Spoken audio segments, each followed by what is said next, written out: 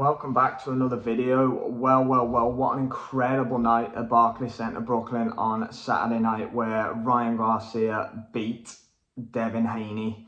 The fight was meant to be for Haney's WBC light welterweight belt. However, Garcia missed the weight by 3.2 pounds. So title stays with Devin Haney, but so much to unpack. I did predict that Ryan Garcia would win this fight. I did say that he would beat Haney within 6 rounds. I was wrong on that part. Ryan Garcia beat Devin Haney by decision. He nearly flatlined him in the 6th round, in fairness, but absolutely unbelievable heart by Devin Haney to continue fighting. Reasons I gave for Ryan Garcia winning this fight, I believe that, first of all, the narrative around Devin Haney's stopping and walking down and overpowering Garcia, I didn't see where that came from. Haney's not known to knock people out. He hasn't knocked anybody out in an awfully long time. He's not a puncher. You know, he's a fighter based on rhythm. You know, he's a great boxer. I did think that there were suspicions around his chin. Linares had him hurt. I mentioned that too. I wouldn't now categorically say he's chinny because Garcia had him down 3 times. Ryan Garcia looked like he was punching incredibly hard on Saturday night. Let's not forget he did miss the weight. So, you know, he looked a lot bigger than Haney. And in fairness, Haney did look weight drained too, looked very drawn in on a press conference on Thursday. But yeah, you know, the tone was set right from the first bell. You know, Garcia came out and he stung Haney in the first round with a nice left hook. Haney seemed to get back on his boxing and back into a rhythm. I think 2, 3, 4, and 5 after losing the first round. Garcia started boxing on the back foot. Haney started to grow in confidence, and then out of nowhere, that left hook just detonated in the 6th round. Actually reminded me of Joshua against Ruiz when Ruiz put Joshua down. I think it was in the 4th or 5th round, and Joshua never really recovered. I know Ruiz stopped AJ, but Haney never really recovered, I don't think, from that first knockdown. All testament and all heart to him for getting up and carrying on. You know, he is a warrior. He did really well, but ultimately it was Garcia's night. You know, after that knockdown in the 6th, I think it was, Garcia gained so much confidence. No longer was he backing off. You know, he was doing his shoulder roll again. I don't think Derek James was overly pleased with him doing that. But Haney kind of did look out of ideas after that. Garcia was the one hunting him down, got him again. I think it was in the 8th or 9th. Haney backing up into the ropes. Garcia got him again. Legs were a little bit steadier when he got up that time. But yeah, the final knockdown on the break, Garcia again just nailing him with the final left hook. I do not know how Haney got up from that one. Garcia was imploring with Bill Haney and the rest of Haney's corner to stop the fight, which he didn't really agree with. You know, I think Haney was okay, but he was just shell-shocked. I think, you know, the time the 3rd knockdown came, I think Haney just knew that it wasn't his night. Yeah, the cards were interesting. Obviously, I think one judge had it a draw, the other by 5, the other by 6, I think it was, to Garcia. Yeah, with a point deduction, which I thought was completely farcical. I actually thought the referee helped Haney out a lot during the fight, not in a biased way, but I just think it's the way it was.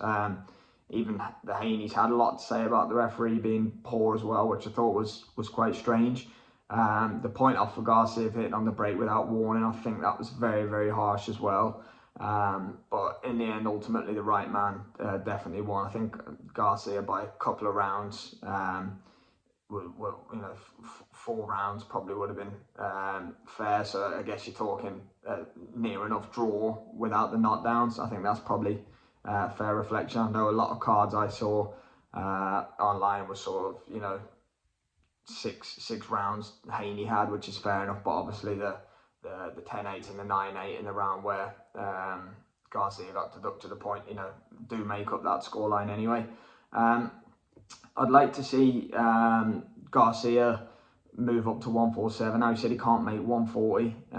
You know, he can make 143. Okay, I'd like to see the Tank rematch. I don't care if it's at a catch weight. You know, you see the picture of Garcia in the ring on fight night against Tank. He did look drained down.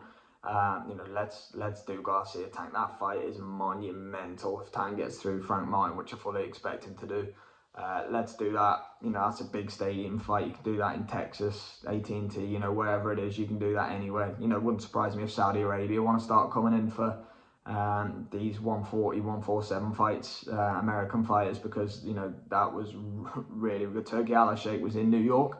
So yeah, I'd like to see Garcia do that. I don't think he should go up to 154 and fight Fundora. If he wants to go to 147, he was talking to Conor Benn online. I saw that. You know, I'm not a massive fan of that fight, if I'm being completely honest. But Garcia has great options. Of course, the rematch is there as well. I'm sure Haney will be pushing hard for the rematch. But with him being WBC 140 champion, wanting to do undisputed at 140, I don't think Garcia has a future in that division, really. He's come out and said he can't make 140. So maybe the rematch down the line at 147. We'll see. For Haney, Sandor Martin is his WBC mandatory. It would be a bit of a stinker of a fight, in my opinion. Haney needs to come out and make a statement after that. For me personally, I think it was just an off night for him, even though I did think Garcia would win. I think Haney against Teofimo Lopez is a great fight. I think Haney would win that, but it's a good big fight for him to rebuild. If he has to get his mandatory out of the way, then fair enough. I'm assuming he wants to keep the belt, so you know, maybe he could do the Martin fight, but for me it's not a great fight. I do love the Lopez fight at 140. I think you get that as a unification as well.